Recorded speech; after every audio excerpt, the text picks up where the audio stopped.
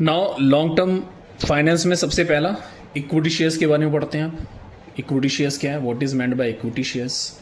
तो equity shares concept clear हो जाएगा तो भी आपको अपना जो मैंने समझाया है, ठीक है, वो समझ लीजिएगा। लेकिन लिखना क्या एग्ज़ाम में वो इम्पॉर्टेंट करता है, ठीक है। समझ तो आपने लिया, सब समझ में आता है। लिखना क्या है वो इम्पॉर्टेंट होता है, एग्जामिनर को क्या चाहिए। तो इसीलिए मैं बुक से पढ़ा रहा हूँ कि आप ये समझ जाएं कि एग्जामिनर क्या चाहता है और आपको लिखना क्या है, ठीक है। बच्चे तो समझ लेते हैं, बहुत सारे बच्चे तो समझ जाते हैं कि उन कंसेप्ट क्लियर हो जाता है। लेकिन मेन एग्जाम्पल में how they express their answers, this is the most important, that matters. कैसे आंसर आप लिखेंगे, तो आइए इसको बताता हूँ मैं। अब इक्विटी शेयर होता क्या है, इक्विटी शेयर मैंने बता दिया कि इक्विटी शेयर्स क्या होता है। पहले मैं टॉपिक बता दूं, आप देख लीजिए, फिर मैं इसको एक्सप्लेन करता हूँ। Shares which carry no preference rights, ठीक है। Shares which carry no preference right. देखो अब यहाँ पे क्या है, प्रेफरेंस राइट का मतलब क्या होता है। Preference right,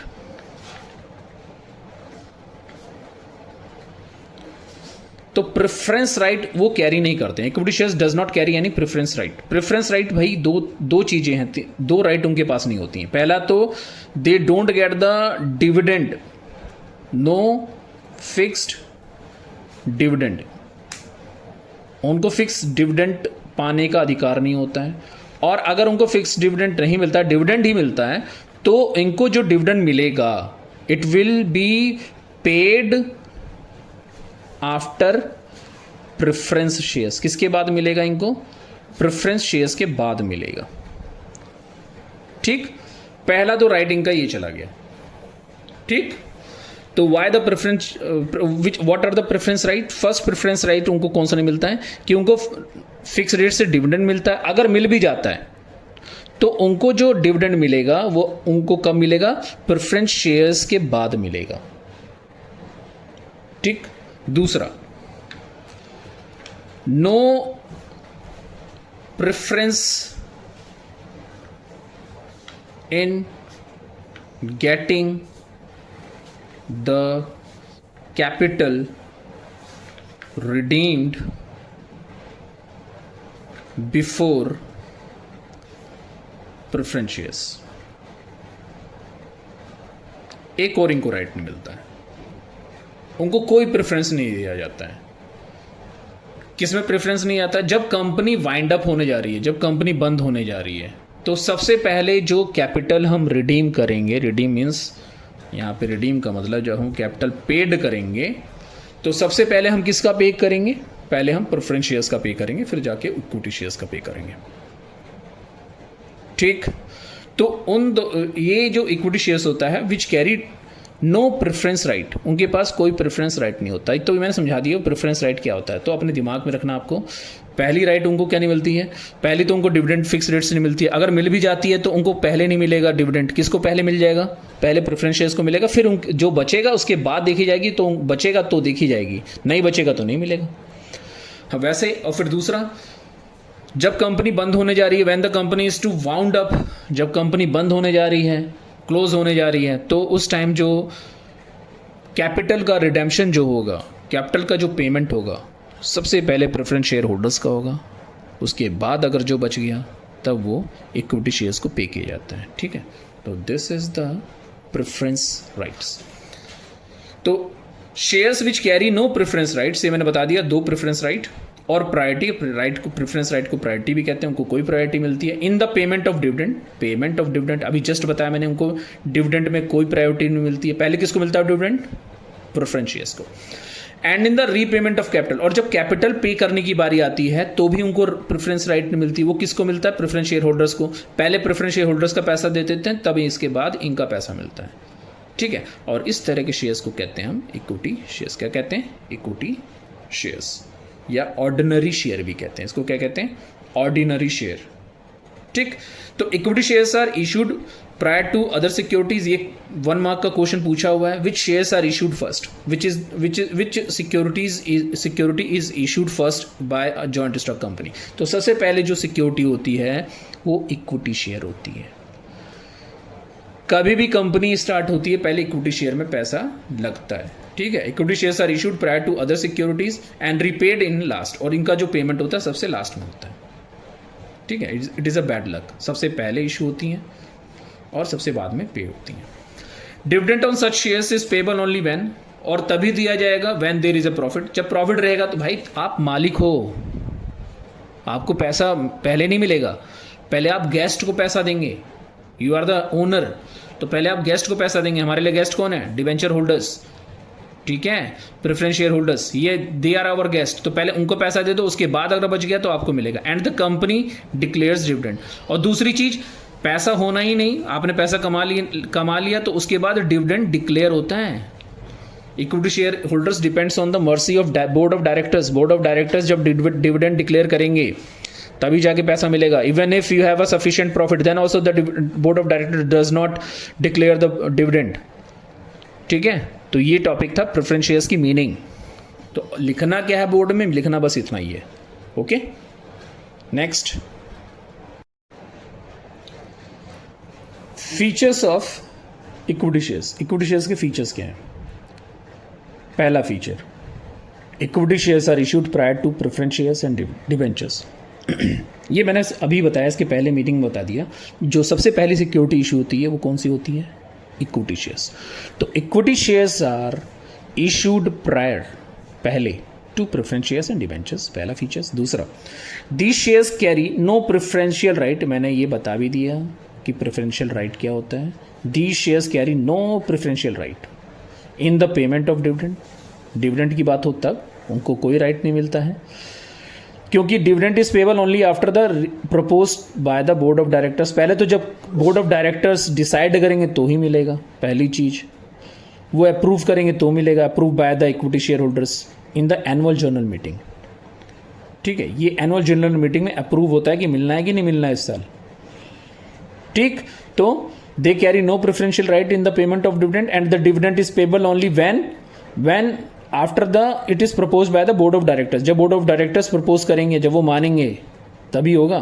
and approved by the equity shareholders in the annual general meeting, AGM जिसको कहते हैं।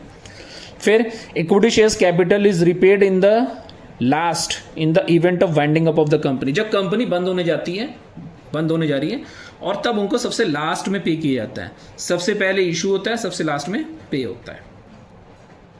Okay, now third, equity share capital is repaid at last in the event of winding of the company. ये तो बता दिया third. Now fourth, holders of the equity shares generally enjoy voting right. ये बस एक इंजॉय करते हैं क्योंकि भाई मालिक हैं, they enjoy the voting right. यहां तक काफी है आपका फीचर्स। इतना लिखना है एग्जाम में, काफ़ी है, इतना मार्क्स मिल जाएगा। 3 नंबर में आगे 3 नंबर में, 4 नंबर में आगे 4 नंबर में, ठीक है। Next, advantages of equity shares. Equity shares के एडवांटेज क्या है, क्या क्या फ़ायदे हैं अगर आप इक्विटी शेयर्स में पैसा लगाते हैं? तो अब फ़ायदे जो देखना है ना आपको, दो पॉइंट ऑफ व्यू से देखना है। एक तो कंपनी को क्या फ़ायदा होता है जब इक्विटी शेयर्स इशू होता है, और शेयर होल्डर्स को क्या फ़ायदा होता है जो इक्विटी शेयर्स परचेज करता है। तो दो इसमें टॉपिक्स हैं। तो क्वेश्चन जब एग्जाम में आया तो ठीक से पढ़िएगा कि एडवांटेज किस पॉइंट ऑफ व्यू से पूछा है, कंपनी के पॉइंट ऑफ व्यू से पूछा है कि शेयर होल्डर्स के पॉइंट ऑफ व्यू से पूछा है। तो ठीक है, आते हैं अब टॉपिक पे कि इक्विटी शेयर्स का क्या फ़ायदा है कंपनीज पॉइंट ऑफ व्यू। सबसे पहले हम क्या पढ़ रहे हैं, कंपनी पॉइंट ऑफ व्यू से, कंपनी के पॉइंट ऑफ व्यू से इक्विटी शेयर होल्डर्स को क्या फ़ायदा है, what are the advantage of the equity shares from the company's point of view. तो first advantage from the company point of view is no burden on earning. It means when the company will earn the sufficient profit, then only the equity shareholder will get the dividend.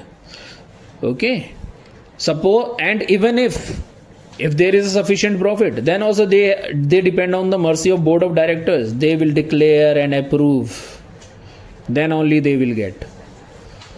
तो company को एक फ़ायदा मिलता है कि जब company को मन करता है डिविडेंड देती है, जब मन करता है नहीं देती है। अगर कंपनी को फ़ायदा ही नहीं हुआ है तो डिविडेंड देने का कोई सवाल ही नहीं होता है। तो देयर इज़ नो बर्डन ही नहीं है कंपनी के ऊपर, फ्री है कंपनी, ठीक है।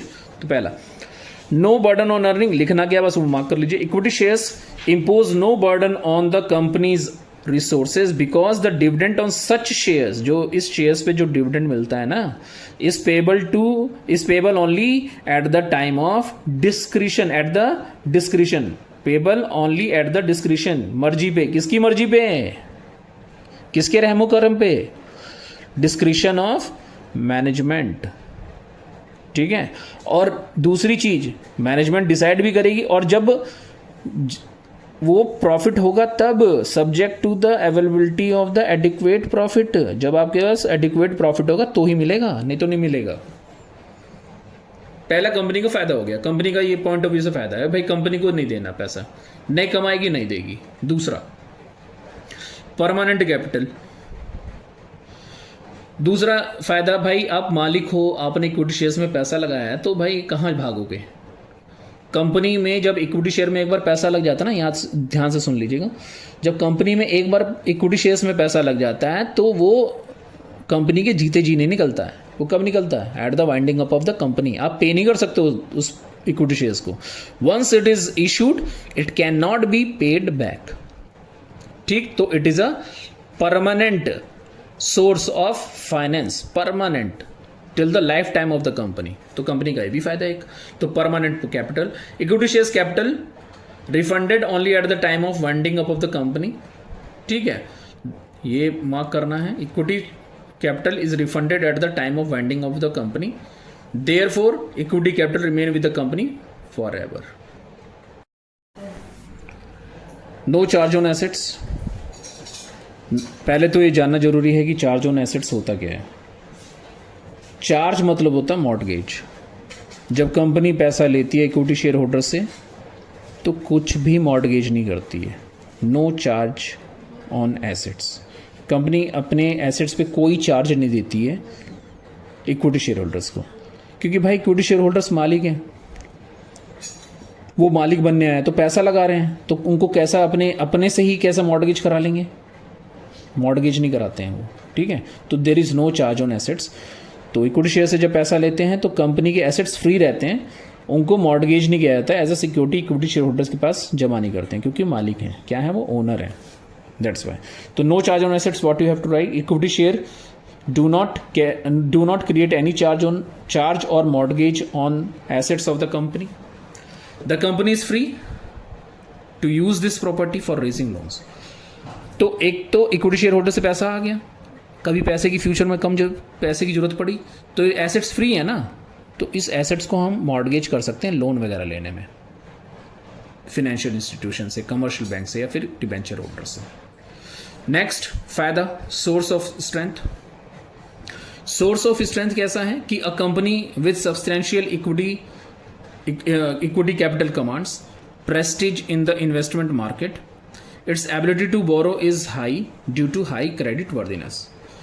तो इसमें कह रहा है कि जब बहुत सारा सब्सटेंशियल इक्विटी कैपिटल आप बिजनेस में लगा के रखते हैं, मतलब आप बिजनेस इक्विटी शेयर्स पे ही कर रहे हैं, आपने बोरोड कैपिटल लिया नहीं है, ठीक, आपने प्रेफरेंस शेयर्स इशू किया नहीं है, दूसरों से पैसा मांगा नहीं है, तो आप सिर्फ अपने पैसे पे ही जब बिजनेस करते हैं तो इस समय इस केस में आपकी प्रेस्टीज हाई पे रहती है, क्योंकि आप स्वावलंबी हैं, स्वावलंबी कह सकते हैं उसको, ठीक है, सेल्फ डिपेंडेंट हैं, आप किसी पर डिपेंड नहीं कर रहे हैं। इन द इन्वेस्टमेंट मार्केट, पूरे इन्वेस्टमेंट मार्केट में कोई नहीं कह सकता कि भाई आपने उधार लिया है। अब its ability to borrow is high, और जब आपने उधार नहीं लिया तो कभी आप जीवन में उधार लेंगे तो आपके सारी एसेट्स फ्री हैं due to high creditworthiness. आपकी क्रेडिट वर्दीनेस, उधार लेने की क्षमता बढ़ी हुई है, ठीक है। नेक्स्ट पूरा मार्क करना है, this you have to mark full, okay, this topic source of strength you have to mark full. No charge on assets, ऐसा नहीं कि वर्ड टू वर्ड लिखना, भाई समझ के आप लिख लीजिएगा, बाकी मैं समझा दे रहा हूँ, लेकिन जहाँ कीवर्ड रहेगा मैं बता दूंगा आपको। हेडिंग आपको पूरी अच्छे से लिखनी है, हेडिंग में तो कोई मिस्टेक नहीं होनी चाहिए, हेडिंग में मार्क्स मिलता है, हेडिंग अच्छे से लिखना है आपको। नेक्स्ट स्मॉल नॉमिनल वैल्यू, भाई जो इक्विटी शेयर्स की जो फेस वैल्यू होती है बहुत कम होती है, 1 रुपया 2 रुपया 10 रुपया ऐसे होती है। कौन पैसा नहीं लगाएगा, सब कोई पैसा लगा लेगा, भाई खाली बैठा है, पैसे पड़े हुए थे लगा दिया, लग रहा है कि कंपनी भागेगी तो पैसे लगा दिए, और कोई भी खरीद लेगा क्योंकि इसकी जो फेस वैल्यू होती है, जो उसका दाम होता है बहुत कम होता है, ठीक। तो it can attract large investors in the market. The face value of the equity shares is generally very low, as a result equity shares have a wide appeal and each person belonging to the low income, even person belonging to the low income, अगर किसी आदमी के पास कम पैसा भी है ना तो low income group they can buy them, ये इक्विटी शेयर्स खरीद सकते हैं। पैसा कम है, उसकी फेस वैल्यू कम है तो खरीद लेंगे आराम से। नेक्स्ट, अनलिमिटेड सोर्स, एक लाइन का आंसर है, पूरा मार्क्स मिलेगा, नो डाउट, लिख लीजिएगा एग्जाम में अगर आ गया तो। Unlimited source, any amount of capital can be raise through equity, any amount of capital, कितना भी आप कैपिटल इशू कर सकते हैं, ठीक है। वो बात की बात है कि मेमोरेंडम ऑफ एसोसिएशन में कैपिटल क्लॉज होता है, उससे याद नहीं कर सकते हैं, इतना डीपली नहीं जा रहे हैं, लेकिन इतना लिख लेंगे काफ़ी है, ठीक। तो 6 मेरिट्स हो गए। अब आते हैं, ये तो कंपनी के पॉइंट ऑफ व्यू से था, अब आते हैं शेयर होल्डर्स के पॉइंट ऑफ व्यू से। क्या फ़ायदा हुआ भाई, शेयर होल्डर्स को क्या फ़ायदा होता है जब इक्विटी शेयर्स खरीदता है तो भाई पहला फ़ायदा उसको होता है वोटिंग राइट। क्या फ़ायदा हुआ है, वोटिंग राइट, क्यों, मालिक बन जाएगा उसमें, ठीक, मालिक बन जाता है, वोटिंग राइट रहती है, अपनी चलाता है, तो full voting right, this is the heading भी लिखना चाहें तो लिख लें, ना हेड बिना हेडिंग के भी कर सकते हैं, ठीक है। Equity share holders enjoy voting rights and controlling power over the company, ठीक, कंट्रोलिंग पावर होती है कंपनी पे। दूसरा लिमिटेड लायबिलिटी, सेकंड क्या है, सेकंड लिमिटेड लायबिलिटी। भाई लायबिलिटी हमने पढ़ी हुई है, परफॉर्म में, पार्टनरशिप में लायबिलिटी अनलिमिटेड होती है, सोल प्रोप्राइटर में भी अनलिमिटेड लायबिलिटी होती है। अनलिमिटेड लायबिलिटी का मतलब जिसको नहीं पता है तो मैं बता दे रहा हूँ एक लाइन में, जब आप बिजनेस करने जाते हैं और आपकी बिजनेस बंद होने वाली है तो बंद होने से पहले दूसरों का पैसा पहले चुकाते हैं, तब बिजनेस बंद करते हैं। अब मान लो बिजनेस आपने लोन लिया हुआ कंपनी से अच्छा खासा, किसी कमर्शियल बैंक से लोन लिया हुआ अच्छा खासा, आपके प्रॉपर्टी को, बिजनेस प्रॉपर्टी को बेचने के बाद भी पैसा पूरा नहीं हो रहा है उसको देने के लिए, तो आपकी घर की संपत्ति वापस चली जाती है। Personal property will also be attached for satisfying the claim of outsiders, that is known as unlimited liability, जिसमें आपका घर का सब बिक जाता है, सिंपल वर्ड्स में। और लिमिटेड लायबिलिटी में क्या होता है, whatever you have invested in the business your liability is up to that amount, ये आपकी लायबिलिटी बस वहीं तक सीमित है। अब अगर आपने बिजनेस में 10 लाख रुपए लगाए, सिर्फ 10 लाख रुपए ही जाएंगे आपके, और पैसे नहीं जाने वाले, घर से कुछ नहीं छीनेगा आपका। लेकिन सोल प्रोप्राइटर और पार्टनरशिप में आपका घर का भी पैसा चला जाता है, ठीक। तो limited liability, the liability of equity share holder is limited to the face value of the shares, जो भी फेस वैल्यू, अगर 5 रुपये उसकी फेस वैल्यू, 5 रुपये का शेयर खरीदा है तो आपकी लायबिलिटी सिर्फ 5 रुपये, आपका डूबेगा तो 5 रुपये डूबेंगे, उससे ज़्यादा नहीं डूबेंगे। Next, high rate of return, मैंने बताया भाई मालिक हो आप, सबको देने के बाद जो भी बच गया वो आपका, जो बच गया वो आपका। High rate of return, no fix return नहीं होता है इस पर, कोई फिक्स रिटर्न नहीं होता है, तो जो बच गया वो आपका, ठीक है। ऐसा नहीं कि 5%, 6%, ऐसा 5%, 6% बाहरी लोगों को देते हैं भाई, उनको एश्योर करने के लिए आपको इतना मिल जाता है, इतना मिल जाएगा, पैसा लगाओ आपको 5% या 10% जो भी रहेगा उस पर लिखा है जो मिल जाएगा। लेकिन जो इक्विटी शेयर होल्डर होता है उसका कोई फिक्स रेट ऑफ रिटर्न नहीं होता है, जो बच गया वो उसका, ओके।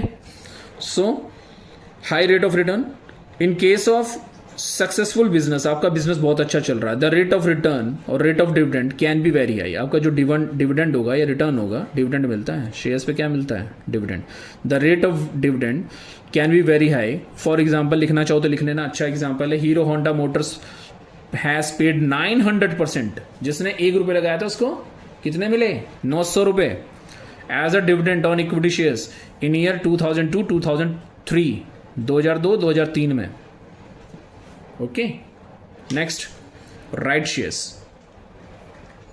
राइट शेयर्स क्या होता है भाई, राइट अधिकार शेयर, अधिकार, राइट मीन्स अधिकार। तो कंपनी कभी भी, कंपनी को पैसे की जरूरत पड़ती है, मैं यहीं पे एक्सप्लेन कर दे रहा हूँ राइट शेयर होता क्या है।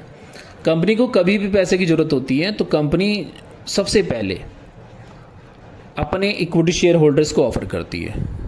Company is an artificial person itself, इसीलिए मैं कह रहा हूँ कि कंपनी जब पैसे की जरूरत पड़ेगी तो अपने इक्विटी शेयर होल्डर से पैसा लेगी, उसको पहले ऑफर करेगी, भाई देखो हमें पैसे की ज़रूरत है, जॉइंट स्टॉक कंपनी कहेगी पैसे की ज़रूरत है भाई, अगर आप दे सको तो दे दो, सबसे पहले मैं आपको ही ऑफ़र कर रही हूँ। तो जॉइंट स्टॉक कंपनी सबसे पहले किसको ऑफर करती है, अपने एग्जिस्टिंग इक्विटी शेयर होल्डर्स को। उनका अधिकार होता है पहले उनसे पूछा जाए, क्योंकि वो मालिक हैं, तो इसलिए इसको हम क्या कहते हैं, right shares. When the shares are issued very first और at the time of expanding the business, when the shares are issued to the existing equity shareholders, then it is known as right share and it is the preemptive right। और ये इनका ना preemptive right होता है, ये word है preemptive right। अधिकार होता है किसका, किसका अधिकार होता है preemptive right, किसका होता है, इक्विटी शेयर होल्डर्स का, कि सबसे पहले उन्हीं से पूछा जाए कि वही पैसा लगाएंगे पहले कंपनी में, कंपनी अच्छी चल रही तो वही पैसा लगाएंगे, दूसरों को क्यों देंगे, दूसरों को पैसे नहीं लगवाने देंगे, क्योंकि सारा पैसा उन्हीं के पास रहेगा। ठीक, तो right shares, equity shares have the pre-emptive right, ये मैंने बताया अभी, प्रीएम्प्टिव राइट क्या होता है, उनकी पहली राइट होती है, सबसे पहले उन्हीं को पूछा जाता है। To subscribe to new shares, new issue by the company, जब भी कंपनी नया इशू करेगी सबसे पहले उन्हीं को पूछा जाएगा, और इस शेयर को हम क्या कहेंगे, this shares are known as right share. अभी अगला टॉपिक आने वाला है, what is meant by right shares, आगे पढ़ेंगे हम इसको। अनलिमिटेड इनकम बता दिया मैंने भाई, आपको कोई फिक्स रेट ऑफ रिटर्न तो है नहीं, अनलिमिटेड इनकम आपकी होनी है, हाई रेट ऑफ रिटर्न, ये दोनों पॉइंट एक ही जैसा लग रहा, तो आप एक काम करो ना इसमें 1 2 3 4 अनलिमिटेड इनकम छोड़ दो, मैंने छुड़वा भी दिया था, 6 पॉइंट कर लो आप, 6 इज गुड।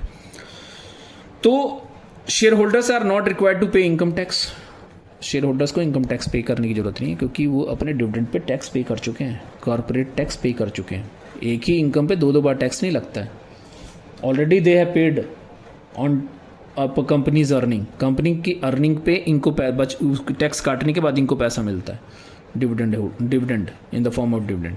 तो ये भी लिख सकते हैं, टैक्स एग्जेम्पशन हेडिंग लिख सकते हैं, टैक्स एग्जेम्पशन हेडिंग लिखना चाहे, मैंने लिखवा दिया था, ये अच्छा लगता है थोड़ा हेडिंग लिखने से। Share holders are not required to pay income tax on dividends receive from the company, जो भी कंपनी से इनकम डिविडेंड मिलता है उस पर इनकम टैक्स नहीं लगता है। Next topic, the next topic is disadvantages of equity shares. Equity shares के डिसएडवांटेज क्या हैं, डीमेरिट्स क्या हैं। तो पहला डीमेरिट्स, अब इसमें भी वही है, कंपनी के पॉइंट ऑफ व्यू से बताना कंपनी को क्या नुकसान होता है इक्विटी शेयर इशू करने का, शेयर होल्डर्स को क्या नुकसान होता है इक्विटी शेयर इशू करने का। तो सबसे पहले हम पढ़ते हैं कंपनी को क्या डिसएडवांटेज है, कंपनी को क्या नुकसान है इक्विटी शेयर्स का। तो सबसे पहला जो डिसएडवांटेज है वो कंपनी को है कि मैनिपुलेशन ऑफ कंट्रोल, मैनिपुलेशन मतलब ऑफ कंट्रोल, मतलब कंट्रोल मैनिपुलेट होता है, जानबूझ के अपनी मर्जी से इधर उधर किया जाता है, मैनिपुलेट किया जाता है। ठीक है, कौन करता है, मैंने बताया कि इक्विटी शेयर होल्डर्स को ही राइट है कंपनी में किसी भी अफेयर्स को चेक करना, किसी भी अफेयर्स को देखने के लिए बोर्ड ऑफ डायरेक्टर्स होते हैं, board of directors among the equity share holders ही अपॉइंट होते हैं, और अब परपेचुअल होते हैं, परपेचुअली बेसिस पे होते हैं, हमेशा वही रहते हैं board of directors, mostly private company की बात करें तो। ठीक, तो मैनिपुलेशन उनका, अब जब वो हमेशा वही कंट्रोल कर रहे हैं तो भाई अपने पोस्ट का वो क्या करते हैं, मिसयूज करते हैं, मैनिपुलेट करते हैं, कंट्रोल को अपने हिसाब से चलाते हैं कंपनी। ठीक है, तो equity shares have carry full voting rights, ये तो पता ही है, फीचर्स में भी है। This gives rise to many undesirable, और इसकी वजह से क्या होता है, अनडिजायरेबल प्रैक्टिसेस आते हैं कंपनी में, by the person who seeks to gain over the control over the company, जो पूरी तरह से मतलब वो चाहता है कि उसका ही कंट्रोल रहे, तो भाई अपना कंट्रोल बनाए रखने के लिए मैनिपुलेशन करता है, अपने हिसाब से चीजें बनाता है वो। ठीक है, आर्टिफिशियल चीजें बनाता है। ठीक, तो this gives rise to many undesirable practices by the person who seeks to gain the control over the company, जो चाहता है कंट्रोल अपने कंपनी पे।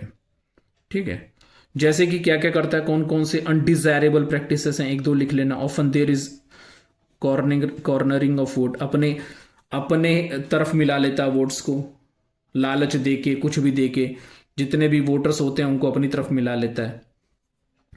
ठीक है, manipulation of control bye click of share holders. ठीक है, पूरा सपोर्ट रहता है शेयर होल्डर्स का टू देयर एडवांटेज, उसके फायदे के लिए मैनिपुलेट करता है। Manipulation of the control by click of, मतलब कुछ मुट्ठी भर शेयर होल्डर्स को अपने कब्जे में लेके अपने बेनिफिट के लिए। ठीक है, और दूसरा point, danger of over capitalisation. Over capitalisation के चांसेस बढ़ जाते हैं। ओवर कैपिटलाइजेशन मैंने अभी बताया, अभी मेमोरेंडम ऑफ एसोसिएशन में मैक्सिमम अमाउंट ऑफ कैपिटल का मेंशन होता है, जिसको हम कहते हैं ऑथोराइज कैपिटल। अकाउंट्स में भी पढ़ रहे होंगे आप, सेकंड वाला जो वॉल्यूम 2 है, शेयर्स वाला chapter. Authorise capital, issued capital, then subscribed capital, then fully paid, then partly paid, इस तरह की टॉपिक चल रहा है। तो उसमें सबसे ऊपर होता है आपका ऑथोराइज कैपिटल। तो ऑथोराइज कैपिटल के ऊपर आप अगर जाते हैं तो आपकी कंपनी नल एंड वॉइड हो जाती है, रजिस्ट्रेशन आपका कैंसिल हो सकता है। तो capital raise through equity shares is not refundable during the life time, ये तो पता ही है आपको, देना ही नहीं, दे नहीं सकते आप। अगर कहीं भी मिस्टेक हो जाए, ये अंडरलाइन कर लीजिएगा, mistakes in estimation of financial requirements और ओवर एंथुजियाम कि हम सारा ही बिजनेस अपने दम पे करेंगे, ओवर एंथुजियाज्म हो गए, इक्विटी शेयर्स पे ही करेंगे, हम किसी से उधार नहीं लेंगे, कोई भी डिवेंचर नहीं लगाएंगे, किसी भी प्रेफरेंस शेयर होल्डर से पैसा नहीं लेंगे, ये ओवर एंथुजियाज्म हो गया। तो क्या हो जाता है आपका, अब क्योंकि पैसा लौटा नहीं सकते हो तो ये ओवर कैपिटलाइजेशन हो जाता है। कभी कभी मिस्टेक हो जाती है कि हमने तो 1 करोड़ की बात करी थी ऑथोराइज कैपिटल में, भाई ये तो चला गया 3 करोड़ हो जाता है। बोनस शेयर वगैरह इशू करते हो, वो भी बताऊंगा मैं, बोनस शेयर कब इशू होता है, कैसे इशू होता है। तो ये मार्क कर लीजिएगा, लीड टू ओवर कैपिटलाइजेशन। बस यहाँ तक काफ़ी है, बस हो गया, बस यहीं तक, ठीक। नो ट्रेडिंग ऑन इक्विटी, ये बता चुका हूँ। Trading on equity second chapter में, जब along with the equity funds, when he uses the borrowed funds, then there is a full utilization of equity। जब आप इक्विटी शेयर्स के साथ बोरोड फंड्स भी इशू करते हो ना, तो वहाँ पे ट्रेडिंग ऑन इक्विटी आती है, ठीक। दही अगर खानी है तो उसके अंदर थोड़ा चीनी डालो तो मज़ा आता है, ठीक। चीनी आप मतलब इक्विटी शेयर होल्डर्स हो गए, और दही पूरा मतलब समझ लो बाहरी पैसा हो गया। तो बाहरी पैसे का मज़ा तभी, इक्विटी शेयर्स का मज़ा यानी चीनी का मज़ा तभी है जब आप कुछ दही में डालो। दही मतलब समझ लो बाहरी पैसा है, चीनी डालो तो मज़ा आ जाएगा दही में। तो वही चीज़ है equity shares, full utilisation of equity shares only when the business is done on a borrowed capital. Borrowed capital पे आप बिजनेस करते हैं और इक्विटी शेयर्स तो लगाए रखा, तब आपको ज़्यादा फायदा होता है, ठीक है। वो तो मैंने बता दिया था रीज़न क्या क्या होता है, मैंने एक वीडियो उस पर बना भी रखा मैंने अलग से, ट्रेडिंग ऑन इक्विटी का, क्योंकि ये टॉपिक बहुत बार आता है। तो when the entire share capital is raised through equity shares, the benefit of trading on equity is not available. तब उससे बेनिफिट नहीं मिलता है। जब आप सारा ही बिजनेस इक्विटी पे करते हैं तो आपको बेनिफुल यूटिलाइजेशन नहीं होता आपका इक्विटी का। फिर चौथा मैंने ये भी बताया हुआ, कॉस्टली होता है। सबसे ज़्यादा पैसा किस में लगता है कलेक्ट करने का, सबसे ज़्यादा पैसा कलेक्ट करने में इक्विटी शेयर में ज़्यादा पैसा लग जाता है। अगर आपको 1 लाख रुपए इकट्ठे करने हैं तो उसमें 10,000 रुपये तो आपकी कलेक्शन की ख़त्म हो जाएंगे, तो बचे कितने, 90,000। और वही प्रेफरेंस शेयर्स आपको प्रेफरेंस शेयर्स के थ्रू अगर आप कलेक्ट करते हैं 1 लाख रुपया, तो आपके 5,000 आपके लगते हैं, तो आपने 95,000 कर लिया। वही आप डिबेंचर से 1 लाख रुपए कलेक्ट करना चाहते हैं तो आपका 1,000 रुपया लगेगा, 99,000 आपको मिल जाएगा। तो ये पैटर्न मैंने बताया कि सबसे ज़्यादा पैसा कलेक्ट करने का इक्विटी शेयर्स पे ज़्यादा पैसा लगता है, क्योंकि आपको अंडर राइटिंग कमीशन और बहुत सारी फॉर्मेलिटी वगैरह करनी होती हैं, ठीक है। तो ये टॉपिक हो गया। तो कॉस्टली होता है, the cost of issuing equity shares is higher than that the cost of issuing other types of securities. इसमें क्या क्या देना पड़ता है भाई, किससे कॉस्ट बढ़ जाती है, अंडर राइटिंग कमीशन अभी बताया मैंने, ब्रोकरेज बता दिया, ब्रोकरेज भी बताया, and other issue expenses are very high for equity capital. पूरा लिख लीजिएगा, ठीक है। पॉइंट इनफ्लेक्सिबल होता है, ये बता दिया मैंने। एक बार इक्विटी शेयर्स इशू हुआ तो भाई कंपनी चाह के भी उसको लौटा नहीं सकती है, तो कंपनी के पॉइंट ऑफ व्यू से भाई बर्डन है ये एक तरह का। पैसा एक बार इक्विटी शेयर्स में लगा तो उस पैसे को वापस नहीं कर सकते हो। तो a company can not issue shares in excess of its authorise capital. ये मैंने बताया ऑथोराइज कैपिटल क्या होता है, सबसे ज़्यादा maximum amount of capital that is mention in the memorandum of association beyond which the company can not raise a single penny. एक भी पैसा नहीं रेज कर सकती। अगर ऐसा करती है, ठीक है, तो नल एंड वॉइड हो जाएगा, उसका बेकार हो जाएगी कंपनी, कैंसिल हो जाएगा उसका registration. A company can not issue shares in excess of authorise capital as stated in memorandum of association. Inflexible होता है, ठीक। अब आते हैं हम इन्वेस्टर्स के पॉइंट ऑफ व्यू से या फिर share holders, equity share holders के पॉइंट ऑफ व्यू से उसको क्या क्या नुकसान होता है। तो अभी मैंने बताया भाई, सबसे पहला मैनिपुलेशन ऑफ कंट्रोल। ये मैनिपुलेशन ऑफ कंट्रोल क्यों होता है कि कुछ ही लोग जो हैं कंपनी को चलाते हैं और हमेशा चलाते हैं, उनके हाथ से कभी जाता नहीं है वो कंट्रोल। तो क्या होगा, बाकी लोग उनके मर्जी पर डिपेंड करते हैं, वो मैनिपुलेट कर दें तो भाई उनका नुकसान हो जाता है। तो नुकसान होता है इसमें। Perpetuation by of control by few. Perpetuation of control मतलब पूरा लगातार कंट्रोल रहता है कुछ ही लोगों के हाथ में। Any new issue of equity shares has to be first offer to. अगर कुछ कंपनी कोई नया शेयर इशू करती है, ये बताया था मैंने, राइट शेयर्स कहते हैं। Any new issue of equity shares has to be first offer to the existing share holders. पहले जो उसमें एग्जिस्टिंग शेयर होल्डर्स होते हैं उन्हीं से पूछा जाता है। तो बाहरी की चांस ही नहीं आ पाती, इक्विटी शेयर्स में पैसा ही नहीं लगा पाते हैं, ठीक, तो उन्हीं के पास रहता है इक्विटी शेयर, दूसरों के पास जा ही नहीं पाता है। As a result the company comes to be manage by a handful person. इससे क्या होता है, कंपनी कुछ ही लोगों के हाथ में हमेशा रह जाती है। और फिर मैंने बताया मैनिपुलेशन ऑफ कंट्रोल, अपने हिसाब से कंपनी चलाते हैं। तो फिर वो next high risk. High risk मैंने बता दिया, दो तरह से हाई रिस्क होता है। पहली तो भाई डिविडेंड जो पे होती है वो प्रेफरेंस शेयर होल्डर्स को पे करने के बाद होती है। और दूसरी चीज़ ये they totally depends on the mercy of the board of directors and subject to the availability of profit. अगर प्रॉफिट रहेगा तो ही प्रॉफिट मिलेगा, अगर प्रॉफिट हो भी गया तो डिबेंचर होल्ड जो बोर्ड ऑफ डायरेक्टर्स होते हैं एनुअल जनरल मीटिंग में डिसाइड करेंगे कि पैसा देना है नहीं देना है, ठीक है, dividend is to be paid और not, they will decide at the annual general meeting. Okay, so they totally depends on the mercy of board of directors, so there is a high risk. And one more thing, at the time of winding of the company, who will be paid first? Preference shareholders will be paid first, debenture holders will be paid first, and whose turn will come at last, or which security is paid at last? The equity shares are paid at last. जब बचता है तो दिया जाता है, नहीं बचता है तो नहीं दिया जाता, इसलिए बहुत हाई रिस्क है। नो फिक्स डिविडेंड फिक्स नहीं होता है, ठीक, और डिविडेंड होता भी है तो मर्सी पर डिपेंड करता है बोर्ड ऑफ डायरेक्टर से, इसलिए क्या है, high risk. Equity share holder sink और swim with the company, company के साथ चलते हैं, कंपनी के साथ बहते हैं, कंपनी के साथ डूब भी जाते हैं। Dividend and refund of capital both are uncertain, दोनों अनसर्टेन है, ठीक, यहाँ तक कर लीजिएगा। फिर उसके बाद यहाँ से एक लाइन छोड़ के, share holders can not increase the rate of dividend recommended by the board of directors, ठीक है, board of directors rate of dividend कभी कभी बढ़ाते भी नहीं है, ठीक है। तो ये हो गया अनहेल्दी स्पेकुलेशन। अभी मैंने बताया मैनिपुलेशन एंड अनहेल्दी स्पेकुलेशन, जो it is manage by the few of equity share holders, जो बोर्ड ऑफ डायरेक्टर्स में चले जाते हैं, तो वो क्या करते हैं, स्पेकुलेशन में इंडल्ज हो जाते हैं। दे इंडल्ज इन स्पेकुलेटिव प्रोसेस, अपने फ़ायदे के लिए, और इंटरनल इन्फॉर्मेशन का मिसयूज़ करते हैं। ये लिखना बस इसमें, they misuse the internal information for their own benefit. Very often there is unhealthy speculation in the prices of equity shares, घटाते बढ़ाते हैं अपने हिसाब से, स्पेकुलेट करते हैं इक्विटी प्राइसेस को।